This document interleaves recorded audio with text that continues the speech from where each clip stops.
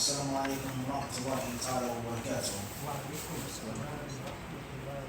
Taking a brief pause and a brief break from our continuous session on explaining the hadith from Bukhari and Muslim.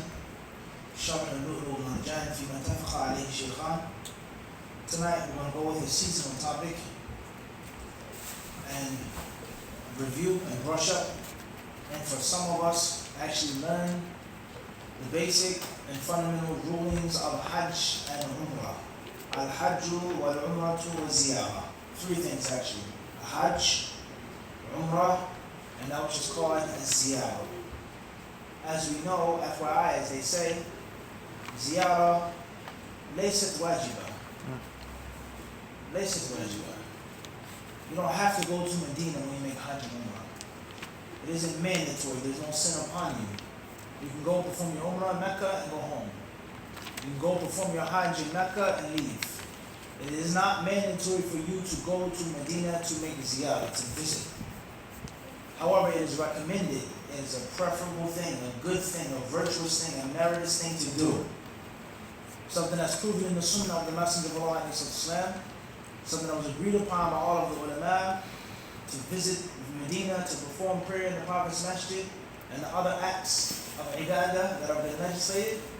And it's something that the Muslims have done generation after generation, year after year, but it isn't mandatory. So when we talk about the rulings of Hajj and Umrah, they are not necessarily attached to the rulings of Ziyarah. And that's because the Ziyarah is not obligatory. Hajj is mandatory, wajib, fard, at least once in one's lifetime. Umrah, according to many of the scholars of Islam, is obligatory, at least one in one's lifetime. Ziyarah is not obligatory. So therefore we have Al-Hajj, we have Al-Umrah, and we have Al-Ziyarah, visiting. And just like Hajj and Umrah, there are going to be many things which the people do which are correct on Ziyarah, and things that people do which are totally incorrect pertaining to the Ziyarah. Some acts may be shirk akbar, whatever. Some may be shirk asghar. Some may be bid'ah, innovation, mukhalafah, things that are against the Sunnah of the Prophet, and certain things are munkarat, totally evil. Khairan, inshallah. So we've discussed this before, we've done classes before, and the book that we're going to be using is called in Arabic, Risalatun fil Fiqh al-Muyassar. Risalatun fil Fiqh al-Muyassar. Risalatun fil Fiqh al-Muyassar. If you have the ability to buy the book, or at least download the PDF, that's what you'll type in. Risalatun fil Fiqh al-Muyassar. And it says here in this English version, Taysirul Fiqh. Taysirul Fiqh. Different variation. Every night we try to give you at least one more book to add to your personal collection. This book here, the English translation by Jamaluddin Zarbozo, Al-Bashir Publications, is very old.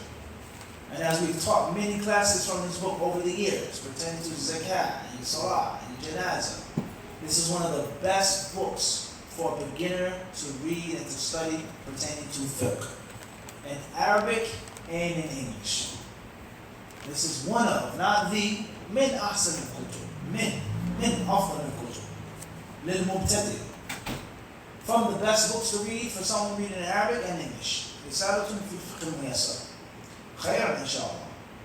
The author of the book, as we've explained many times, he's passed away, Allah have mercy upon him, his soul, Sheikh Salih As-Sadlan, Hafidhullah Ta'ala, or Rahimahullah Ta'ala, excuse me. He says here on page 69, in the scanned version of the book, معنى الحج منزلة الحج في الإسلام.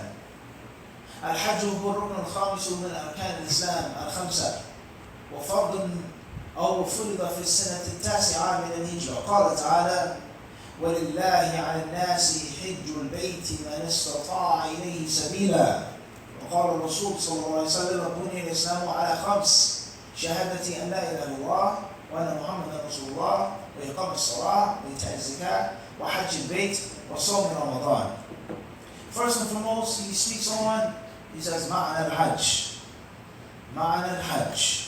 The meaning of Hajj. What is the meaning of the word Hajj? It doesn't mean pilgrimage. The word Hajj linguistically means, he says, قصد مكة لعمل مخصوص في زمن مخصوص. He gives a technical definition of Hajj. But the linguistical meaning of the word Hajj, Ha, Jim, Jim. Ha, Jim, Jim. And obviously Ha, Jim with the shadda. The people of knowledge, they say, al-qasd, or tawajjuh, or kathratul qasd, kathratul tawajjuh, ila shay'in mu'azzam. They say it literally means intention. It literally means a goal. It literally means a destination, something that you want, something that you seek. And it's something which is mu'azzam, something which is grand, a really important goal that you want to achieve. That's what the word Hajj linguistically means. As far as in our Islam, the technical meaning about Hajj, then he says, Qasdu Makkah. It's to intend Mecca, to want Mecca for specific deed, specific action, during a specific time. Says in the English translation, he says this chapter is comprised of an introduction and the following 6 topics. Topic 1, the conditions for Hajj and Umrah. Topic 2, the essential aspects of the Hajj and Umrah. Topic 3, the obligatory acts of the Hajj and Umrah. Topic 4, forbidden acts while in the inviolable state of pilgrimage. Topic 5, sites for entering the inviolable state of pilgrimage. Topic 6, the sacrifice and aqiqah. So therefore, that's the word Hajj and what it linguistically means. As far as the status of al-Hajj and the importance of al-Hajj and the station of al-Hajj, that's well known. And we explained this in a few khutbahs ago. The virtue of Hajj, the superiority of Hajj, and how tremendous Hajj is. With regards to the spiritual benefits, and with regards to the worldly benefits. Benefits of the deen and benefits of the dunya. And there are all types of things that you come across and you learn about, people that you get to know, different networking that you can do, experiences and opportunities, doors that are opened up for you when you make Hajj. And those who perform Hajj, they know this. You met this brother, you met your wife, you got a job, you went here, you had the ability to get this scholarship. All types of things happen just by being in the right place in the right time, as they say. And this is from the benefits of Hajj. As far as the spiritual benefits of Hajj, and the author will mention some of them, there are many of them. But the faida of Hajj, the virtue of Hajj is not necessarily the status. Hajj is something that is paramount. And certain narrations of the hadith of Abdullah bin Umar prove that Hajj is mentioned before Ramadan. That Hajj is mentioned what? Before Ramadan. Before Ramadan. Oftentimes in the United States, many Muslims or many masjids, they say that Eid al-Adha is lesser than Eid al-Fitr. One masjid in Philadelphia, I did the khutbah once for Eid al-Fitr. And they did it in like a convention center, okay? District Plaza, I believe on 38th and Market. Convention, small type of convention type center. Loads of brothers and sisters there, plenty of people. And then another year, I was invited to do the khutbah for Eid al-Adha. And it says, we're doing it in the masjid. I said, why aren't you doing it in the center anymore? It says, because the Eid is not as packed and swollen as it is for Ramadan. The people, for one reason or another, they consider this to be a lesser Eid. And oftentimes in Islam, it's the exact opposite. Oftentimes the Eid for Hajj, the Eid for Adha, the sacrifice, with regards to certain aspects is what? It's greater, bigger. Certain things to do, more things to do. Even though most Muslims, the percentage of Muslims that are going to fast, in most cases, is going to be greater than those who are going to make what? Hajj. Because everyone is going to fast, in general. Unless one is sick, unless one is pregnant or breastfeeding. But the percentage of fasting Muslims is going to be greater percentage of what? People who make Hajj. Everyone's going to fast. The poor people can fast. Those who can't travel, they can fast, etc. But only a relatively small group from among the Muslims can make Hajj. We're talking about millions of people. But compared to the population of the Muslims worldwide, that's what? That's small. Everyone understand this? So therefore, Hajj in certain variations, the text of Ibn Umar's report, Bunyan Islam ala khams, Islam is based on 5 things. And from those 5 things, it says Hijrul Bayt is making Hajj, and that comes before Sawm of Ramadan. Khairan inshaAllah. Allah Azza wa Jalla, He also says, the author quotes the ayat from Surah Al-Imran, وَلِلَّهِ عَلَى النَّاسِ حِجُّ الْبَيْتِ مَنِ اسْتَطَاعَ إِلَيْهِ سَبِيلًا وَمَنْ كَفَرَ فَإِنَّ اللَّهَ غَنِيٌّ عَنِ الْعَالَمِينَ. Allah says, and Allah's right over men. Allah's right is haqq. وَلِلَّهِ, يعني the haqq. That which is mandatory upon men regarding Allah's rights is that they perform the Hajj for those who have the ability to do so. The end of the ayah that's not quoted here says, وَمَنْ كَفَرَ, and those who disbelieve, فَإِنَّ اللَّهَ غَنِيٌّ عَنِ الْعَالَمِينَ. The Allah Azza wa Jalla is ever self-sufficient, ever rich, and He has no need for men and for jinn, the birds and the bees, the animals. He doesn't need these things. Some of the ulama of Islam, they have extracted from this verse, some of them, بَعْضُهُمْ اسْتَنْبَطُوا مِنْ هَذِهِ الْآيَةِ الْكَرِيمَةِ, is that the one who has the ability to make Hajj, and he refuses to do so, and he has the wealth and the strength, and he just doesn't want to do it, then he's made kufr, and he's left Islam. And that's why Allah Azza wa Jalla, He mentioned وَمَنْ كَفَرَ. It's a relation between the two. So Hajj is a very serious and important thing. Khayran inshaAllah.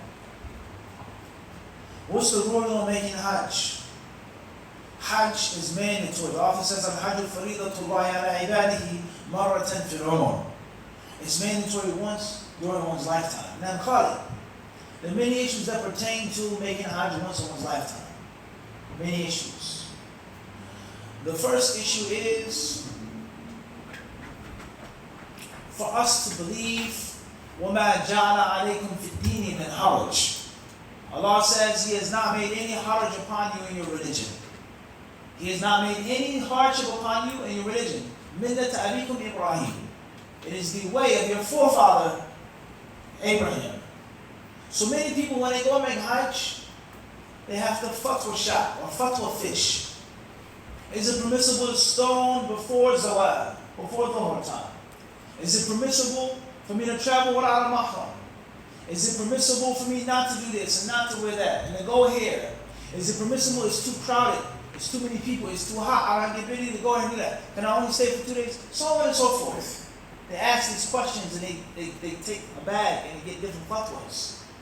Because it's a hardship without a question. There's too many people to do it. After Dhuhr, everyone's there.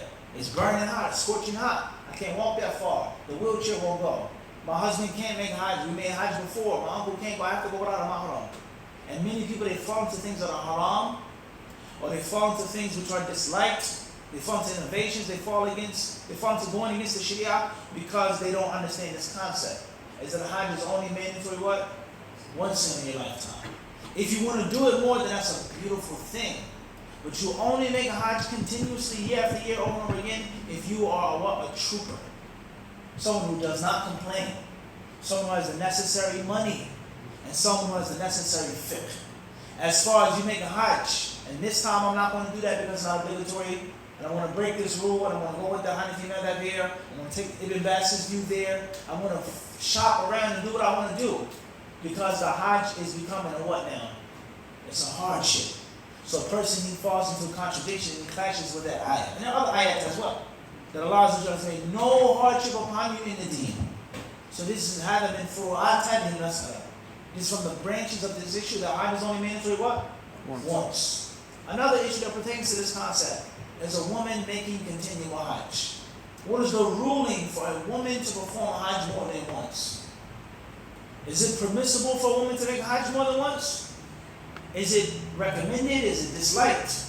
Some of the ulama say a woman should only make Hajj once in her lifetime, and not twice. And they base this on the Hadith Sunnah Abi Dawud, هذا أوان الحصر وفي رواية الحسن. The Prophet said when he made a Hajj with his wives, the basic meaning of the Hadith says أوان الحصر. He says this is it. Khalas, this is it. This is your first and last time making Hajj. And some of the ulama they have extracted from this Hadith is that a woman should not perform Hajj more than once. And that's because if she performs Hajj once again, she's exposing herself to certain things, such as mahram, no mahram, such as uncovering her face, such as being mixed with men, bumping into men, touching men, etc. Everyone understand this? This is not unanimously agreed upon by all of ulama. No, I'm not saying that this is my view, but I'm trying to prove a point. Is that the fiqh of certain hardships of Hajj are only experienced because people what? They keep doing it. And this is not discouraging people from making Hajj. Rather, we're encouraging people to make Hajj, but those who are what? Able. Everybody understand? So not someone that's going to complain. Not someone that's going to be mixed with the women. As we said in the khutbah. You find brothers that make Hajj and they're extremely overzealous over their wives. Ya akhi, there are literally 1,000 women in Masjid al-Haram right now. What makes you think that the only woman in the masjid is your wife? And that every man is looking at your wife and trying to bump into your wife? What makes you think that? There are women from all around the world right now as we speak making tawaf and sa'i. Your wife at best. What makes you think that everyone is out to touch your wife and grab your wife and bump into your wife? So for brother, he makes a Hajj or Umrah with his wife, and he's normal or regular. She's covered properly. She's not bumping into men. We're walking, and if someone trips or bumps into her, or if it's really crowded, she. As far as you turning and looking and growling and spinning and literally elbowing and pushing people, and Allah knows we have experienced this. Allah knows we've experienced this in our 11 years living in Medina. We've experienced this. Brothers, they go extreme with their wives. You can't make Hajj every year if you're what? If you're like that. Everyone understand this? If you're what? If you're like that. Or some women go extreme. You'll find them running. You'll find them doing all types of foolish things because of the supposed, I don't want this man to see me, or I don't want this man to be next to me, or to hear my voice, or to see my talk. Hajj is not made for that type of person.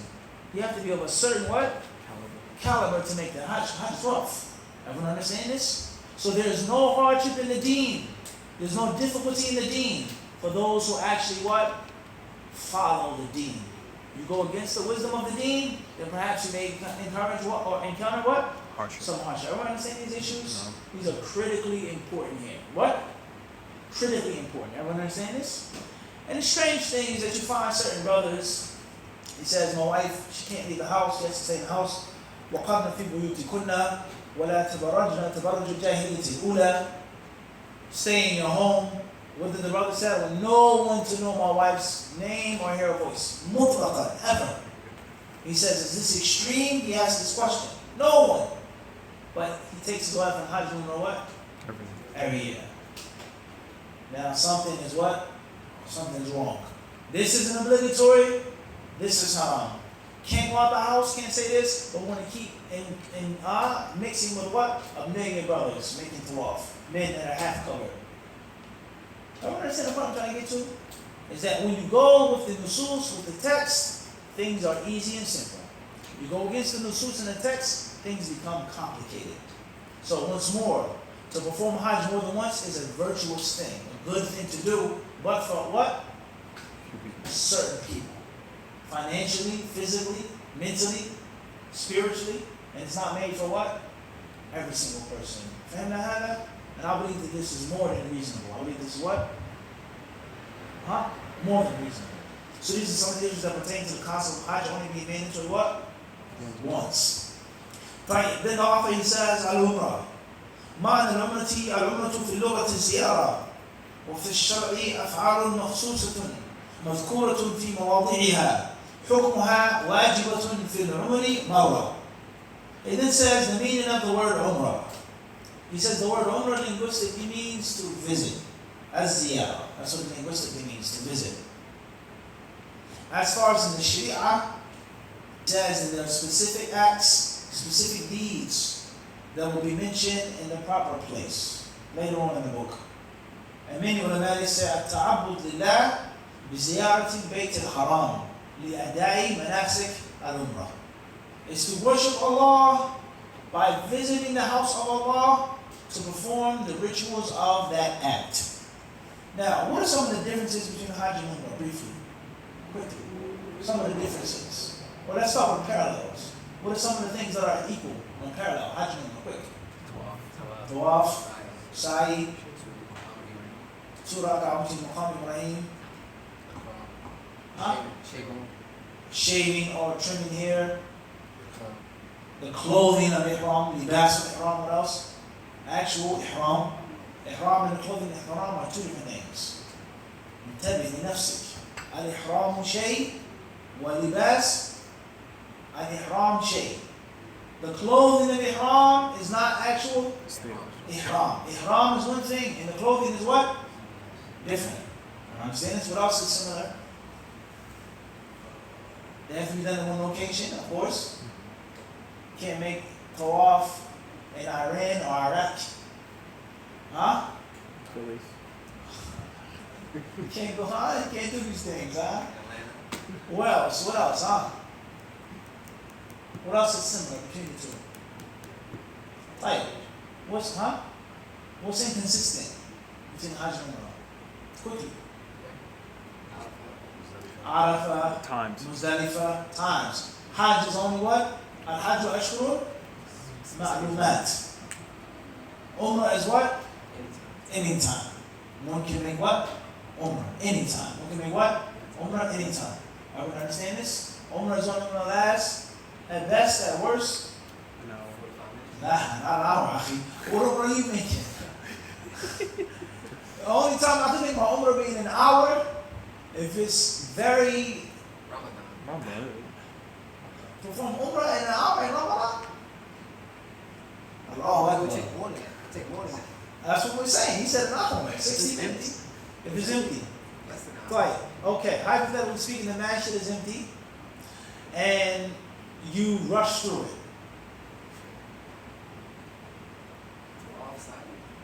Huh. I'll tell you, let's look at this, Sheikh. Stay with me, Sheikh. 60 minutes. 60 minutes now. For you to do everything, the recommended acts, not for 10 hours, but just the basic recommended acts.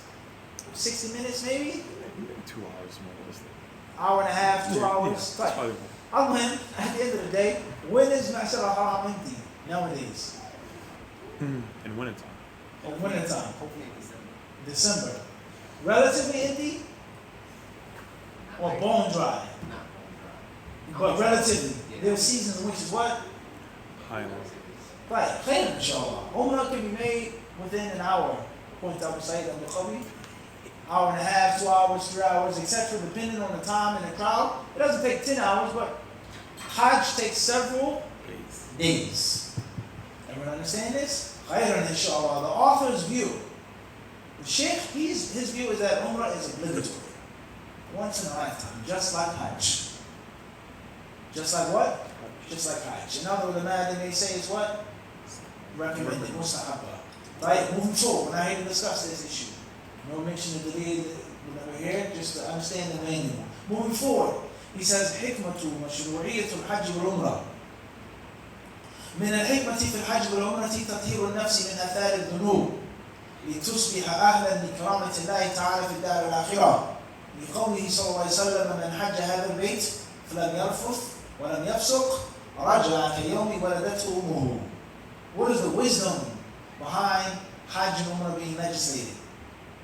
He says from the wisdom of these things being legislated, it's to purify one's soul, cleanse one's soul from the filth and the defilement of sins. And for a person to be worthy of Allah's entertainment in the hereafter. For a person to be worthy to be in paradise. For a person to be worthy to be in that location. For Allah to speak to them. For them to see Allah. For them to be in that pure, fine place. For them to be worthy. You have to be what? Worthy. You go to this banquet, at this held at this mansion. You can't go there with your normal clothes on. You can't go there wearing your normal work clothes. They won't let you in. It's an ultimate insult to come dressed like that at a place like this. Go home, wash up, put on your finery. Even if they have places which you rent suits. You have to do what? Rent a suit. You rent it. It's not even yours, like a car. Fine cologne, fine shoes. Just for you to come into the place and dine. Because the place is so what? Exquisite. Am I clear on this? So this is a worldly concept. A worldly what? A worldly concept. So the author says this is from the wisdom of Hajj and Umrah being obligatory. And that is for a person to get that thorough cleansing and that thorough washing. That's what the author mentions. He says, the Prophet ﷺ tells us, he who makes Hajj, he who comes to this house, and he doesn't commit obscenities, nor any lewdness, nor any sin. He'll be forgiven of his sins. And when he goes back home, it is as if his mother gave him birth. Pure and clean. What? Pure and clean. Tayyib. As we said, other benefits of Hajj and Umrah that the ulama mentioned from them is cleansing yourself from stinginess. One of the worst diseases for a person to have is to be what? Stingy. A miser. Short arms and what? The deep pockets. As the poet said. And oftentimes, one of the worst forms of stinginess is when a person is stingy for his own, upon his own self. Abu Sa'id say, what? If you let me buy them for you. You're going to need them, you're going to want them, let me order 2 pairs, let me order, oh, it's too much, such and such. You can't even buy something for your own what? Your own fa'idah. That's horrible. And there are many of us like this. Forget being stingy to Muslims, non-Muslims, or orphan your wife, but stingy to your what? Your own nafs. That's the worst type. And there are many people who have this terrible, horrible disease. You travel, you see someone in the airport, you see someone on the train, an extra $5, an extra $2, the ticket will switch, they'll have a fit. And the conductor is saying, what's the problem? You're getting a better seat.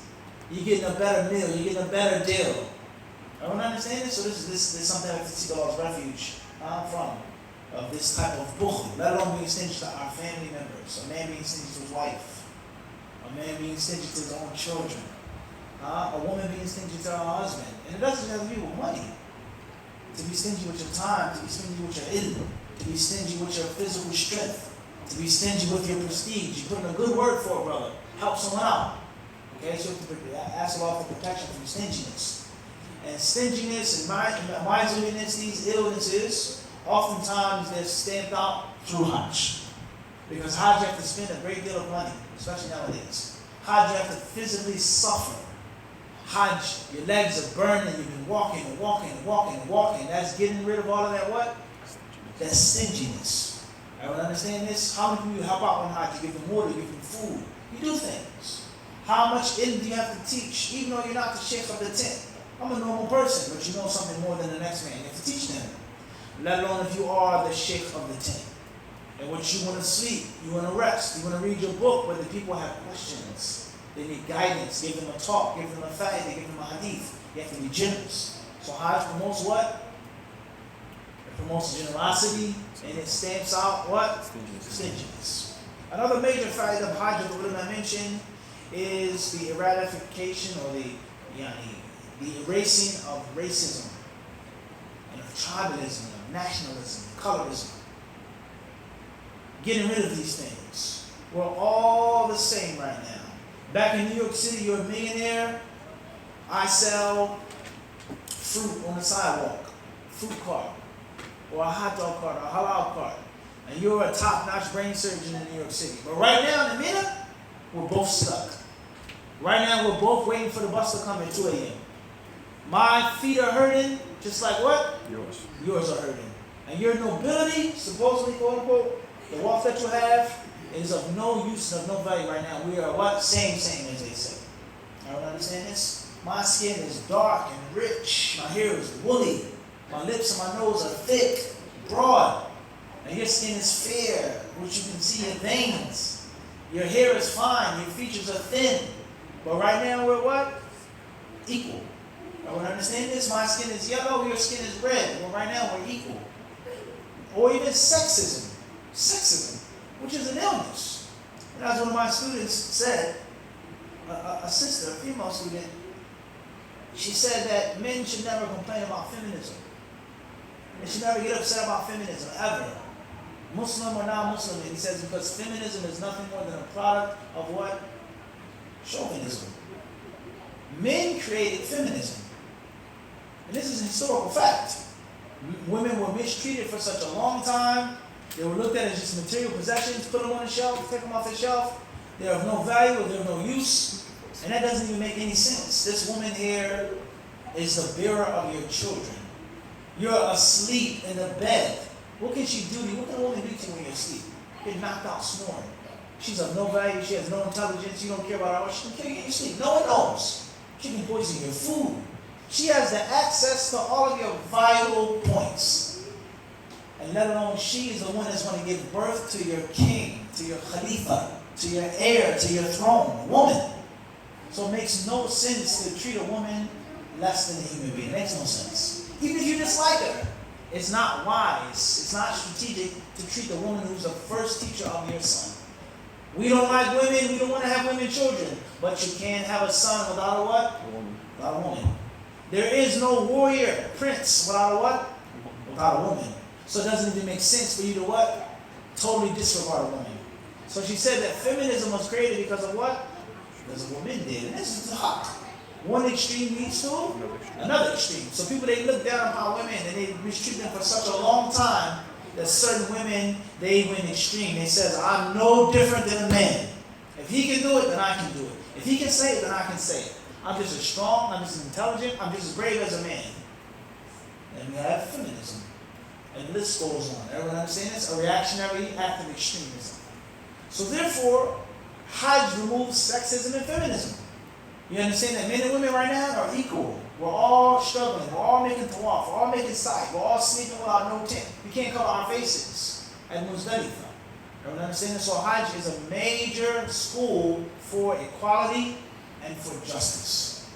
A major school for equality and justice. And as we all know that in Islam, everything is not equal. It is incorrect to say that there's total equality in Islam. That is not true. That is not true.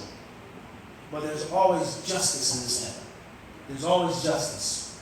There are certain things and there are many issues in which there is equality. Yes, no doubt about that. In which men and women are what? Same. Equal. Age, 20, 10, 5 are what? Equal. Arab, Quraysh, non-Quraysh, Qurayshi are what? Equal. And there are other issues in which a woman is superior than a man to a man, or vice versa. The Prophet ﷺ was asked, "Mana haqqun nas fi husni sahabati?" He says, who deserves my good treatment the most? The Prophet said, he didn't say your father and mother are equal. He never said that. He says, Ummuka, your mother. He said what? Thumma man. He said what? Your mother. The third time he said what? Thumma abuka, then your father. So this goes to show that our mother is what? With regards to good treatment, she's superior. And they are not what? They're not equal. Lidhakari, Allah says that the male receives what? Yusikum Allah fi awladikum. Allah says Allah advises you concerning your children. Lidhakari mithlu hadhil unthayayn. That the dhakar, the male, receives a portion of two females. So when it comes to inheritance, a male is what? More. Superior. And they are not Same. equal. But a woman getting half of the share of a man doesn't mean that it's unjust. Doesn't mean that it's what? Unjust. Everyone understand this? So this is a major issue here. Equality does not mean justice all the time, or vice versa. There are things in which certain people are superior, and there are times in which the people are 100% what?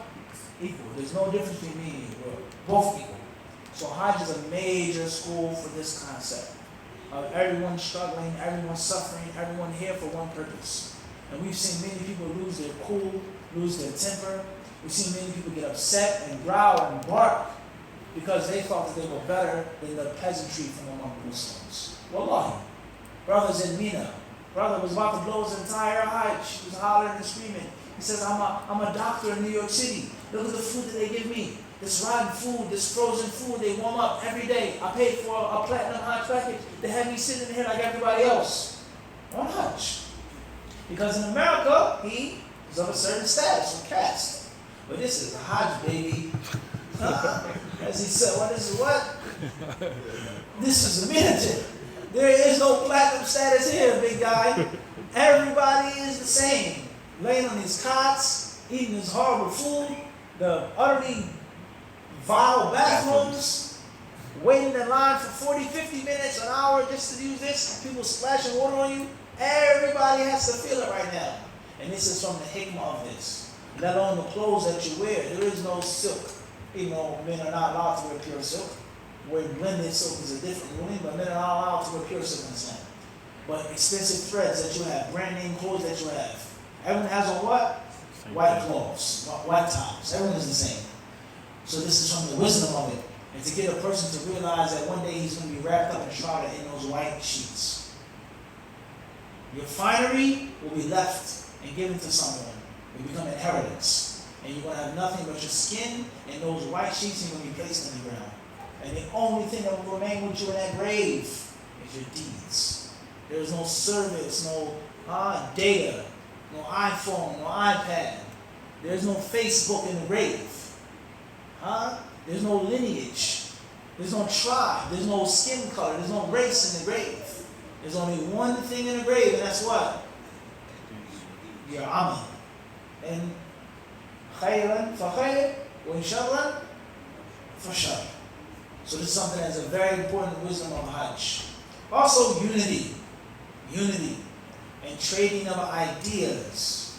Learning from each other and benefiting from each other. Discussing, having friendly debates with the Muslims is from the objectives of what? Hajj. Of Hajj. And there are many other objectives as we're moving forward.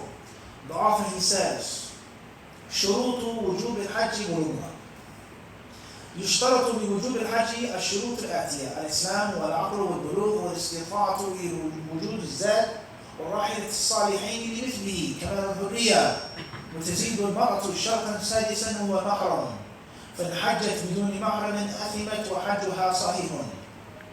إذا أحرم الصبي بالحج صح نفلا تلزمه حجة الإسلام إذا بلغ.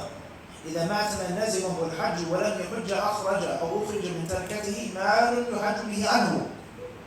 لا يحج عن غيره أو لا يحج عن غيره من لم يحج عن نفسه ويسر أن يستجيب قادر وغيره في نفل حج أو عمرة. The author then says the conditions for Hajj and Umrah to be obligatory. The conditions for Hajj and Umrah to be obligatory. Now pay close attention. There are shurut wujub, and then there are those what we call shurut sihha. What is that? So, we have conditions for Hajj and Umrah to be obligatory. And then we have conditions for Hajj and Umrah to be valid. There are two different sets of conditions. These conditions prove that the Hajj and Umrah are obligatory upon you. And if you're missing one condition, one more condition, then your Hajj and Umrah is not what? No, you didn't say that. It's not what? Obligatory. But if you choose to make it and you fulfill those other conditions, then it could be valid. You understand this? In other words, an 8-year-old can fast. Is it mandatory for an 8-year-old boy to fast? No. In most cases, 8-year-old boy is a pubescent. In most cases. So a lot of rare instances. In most cultures, an 8-year-old boy, a 9-year-old boy is not in puberty yet. Even if he likes girls. Or has a crush on a girl, but he's not in puberty yet. Have I done this? But he says, I want to fast. He is now of a certain age in which the fast, the in life is fulfilled with the conditions, is now what? Valid. But that's not the same as a 3-year-old child. It's not the same as a 4-year-old child. You know what I'm saying? And both the 4-year-old child and the 8-year-old child, 9-year-old child, both of them are not, they aren't required for what? To fast. But there are conditions for the fasting to be what? Valid. Understand this? Khayran, inshallah. So the conditions for Hajj and Umrah to be obligatory. First and foremost, a person has to be a Muslim. Hajj and Umrah are not obligatory upon a kafir. And obviously, that's a long issue in itself. في ذلك مسألة أن أعلم هل الكفار مخاطبون بفروع الشريعة أم لا؟ هل هم سيعذبون في الآخرة على ترك الصلاة والصوم وأكل الخنزير وشرب الخمور والزنا؟ Are the kuffar held responsible for the deeds of Islam? Are they held responsible for the subsidiary actions of Islam? Will they be punished in the hereafter for making zina, for drinking alcohol, for eating the flesh of swine, for not praying? Or will they just be punished for not being Muslims, for kufr? Are you understand this? There's an issue among the ulama of Islam. They differ on this issue. And another branch from this branch, is it permissible to sell these things to kuffar? Can I sell pork to a non-Muslim? Is it haram for a non-Muslim to eat pork too? Or is it only haram if they what? Become a Muslim. Everyone understand this? Right. Moving forward. After a person is a Muslim, he has to be sane. Hajj and Umrah are not obligatory upon someone who's mad. or someone who has major mental issues. One of the questions that we took on Mufti Q&A a while back was how to determine if someone is majnoon in Islam. And it's a very important question, because there are many of us who suffer from different mental illnesses, but it does not mean that a person is actually Islamically majnoon. We have, let's say, a 6-pack of ginger ale, inshallah. Khalid, not beer, but ginger ale. If a brother is missing a can or two, he only has 4 sodas now. He's missing a few sodas. That doesn't necessarily mean that he's what? Majnoon. He's, missing a little bit. They say he's he's a few sandwiches short of his picnic basket. He doesn't have it all. It doesn't mean that he's what? Islamically majnoon. It doesn't mean that he doesn't have to pray. It doesn't mean he doesn't have to fast, even though his major mental instability that he has. Bipolar, for example. Everyone understand this? A person has an issue, a problem with behavior, remembering things. They're missing it. They're not 100% there. But it doesn't mean that they're actually Islamically what? Majnoon. In the dunya, in the worldly affairs, it doesn't mean that they're declared to be insane and mad. You kill someone in court, they may what? They send you to jail. Bipolar. You understand? It's at different levels of mental illness. And the concept of mental illness is very important. And I'm going to say this, that that's a good thing that many Muslims are looking after mental illness now and dealing with it in marriages and divorces and business dealings and transactions. It's very important. But many people oftentimes it's aggravating. They try to make mental illness and dealing with mental illness like it's a new thing, like it's a new novelty. No, mental illness and looking after your mental health is old and ancient. It's nothing new. The people for years have been concerned with their mental health and their mental well-being. Certain people have begun to ignore it, abandon it, thinking that it's not important, not talking about it, not having the necessary professionals in Islam. No question. But it isn't something that's what? It's not a new thing that you created or came up with. Everyone understand this? There are ancient books that dealt with the mental state of a human being. It's just like they dealt with the physical what?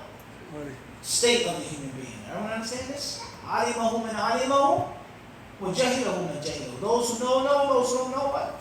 They don't know. But it isn't something which is a modern day novelty. No, it's old. Okay? Moving forward. Number 3, al-bulugh. Person has to be of age. They have to be pubescent. They have to be adolescent. They have to be at the age of puberty. Hajj is not obligatory upon someone who is not in the state of what? Puberty. What are the signs that a person is an adult in Islam?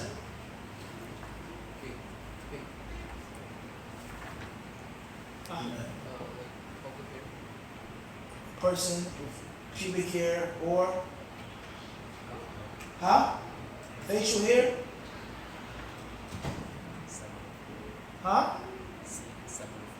Wet dreams. Having a wet dream? That's it? Voice changes. Anything else? Has sexual desires. Has sexual desires. Anything else? Age, which is 15. Anything else? Range. Pimples. Anything else? Growth spurt. Uncontrollable hunger. Anything else? He's able to determine what's right and wrong. Able to determine what's right and what's wrong. Anything else? Right. The main things that are mentioned by the ulama are reaching the age of 15. And some say 18 and 19. Very interesting fact. Many ulama, yes, if you're what we don't know, what we haven't heard of, could fill libraries. Could fill what? Not one library, Libraries. I'm speaking about myself first and foremost. And it's one of the benefits of learning and reading. One of the things that I love about reading is that I constantly realize how ignorant I was when you read it every day. So, some ulama, many of them say 15 and others say otherwise. Very interesting fact with regards to the United States. How old is a person? 18, driving, doing this, drinking alcohol, etc. I don't know him. At the end of the day, let's stick with 15. 15 years old, right? Then we have growth of pubic hair. That does not mean growth of other types of hair. Someone could be hairy, hair on their legs, hair on their back. It does not mean it's actual pubic hair. Then we have a wet dream. Then we have a woman getting a menstrual cycle. A woman getting what? A menstrual cycle. This is what you'll find in most cases in many books. But it's a problematic issue now. What if a person doesn't have these signs? There's no pubic hair. I'm not 15. I haven't had a wet dream. A woman doesn't have a menstrual cycle, but there are other signs which are very strong, such as a sharp desire for the opposite sex, or acne, or an Adam's apple. I'm talking about a male now, huh? 2018 is a bit different now. I'm talking about an actual man by birth having a what? If there's a woman who walks up to you with an Adam's apple, bulging out, something maybe what? Something may be wrong, and Allah knows best. But what about these things like this? Or with regards to a woman's body developing, she starts growing other things on her body, but she doesn't have a mens yet. She's not 15, she doesn't have a wet dream yet, and she doesn't have pubic hair yet. In other words, there are certain signs of puberty which only come with other signs, and other signs of puberty which could possibly precede others. You understand this? Which could possibly what? Precede others. In most cases, these are all things that are going to be generally shared. 15. The likelihood of someone being 15 and not being in puberty. Very what?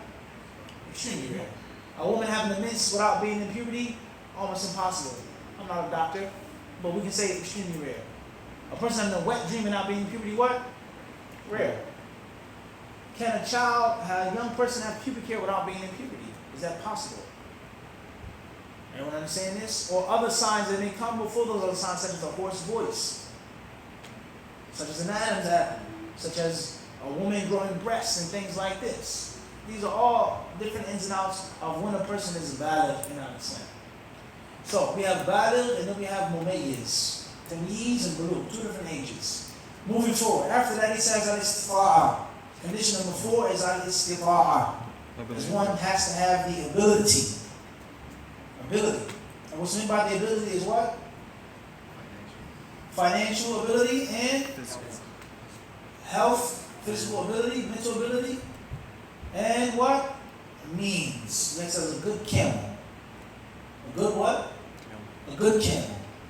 As we have explained, and we put it on the channel as well, the Fatawa, Sheikh Al-Imrani, we've mentioned the depth of what's meant by financial ability. It doesn't just mean that you can pay for the Hajj package. But you have to have the ability to pay for, first, the Hajj package, 8,000. Number 2, you must have a basic amount of spending money. Basic amount. You want to buy your wife some gold. You want to buy her a diamond ring from Medina. You want to buy this food and this book and these overgarments and all that extra stuff? Not necessarily. But you cannot make Hajj Umrah with no money, with nothing in your pocket. Because things what? Happen. Emergencies do pop up and you may be stuck and stranded. And you need to have what? Money. And cash rules what? Everything. Wherever you go.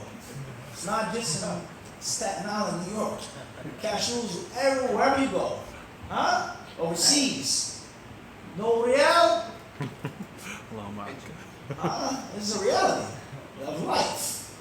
Unless someone is kind enough to do something for the face of Allah subhanahu wa ta'ala. But that doesn't mean that you put yourself in that situation. It doesn't mean that you what? Imam Ahmad rahimahullah ta'ala once he's quoted to have said that someone said, I want to make Hajj without no money. He says, Atawakkal ala Allah. I want to put my trust in Allah. And it's narrated that he said, هذا لم يتوكل على الله إنما توكل على جيوب الناس. He said this person has not placed his trust in Allah, but he's only placed his trust in the people's purses. So you have to have a certain amount of spending money, even if it's just for bare necessities of emergency. Everyone understand this? Right. Number 3, you must have enough money to take care of your necessary needs and bills at home. You go make Hajj, your bills are paid. Electric, gas, water, rent, mortgage, whatever your bills are. Your wife, your children, whatever your what? You're leasing a car, whatever bill you're doing, haram, whatever it is. You have to be able to take care of your necessary bills. And also, you must have enough money to come back with, return with. And obviously, that's going to be included in the return ticket in most cases. So this was in my financial ability. One has to be strong enough to make Hajj. You don't have to be a muscle-bound guy, a bodybuilder, someone big and tall and brolic, or short and stout. But you have to have the basic ability to stand, to walk, to run. You have to have the basic ability to move out the way. You have to have the safety from different health issues and illnesses, seizures, passing out, so on and so forth. Even though we've seen big, tall, strong brothers pass out before. Sunstroke, become fatigued, pass out, fall out. People get trampled and stampeded. Brothers go out there were tough, huh?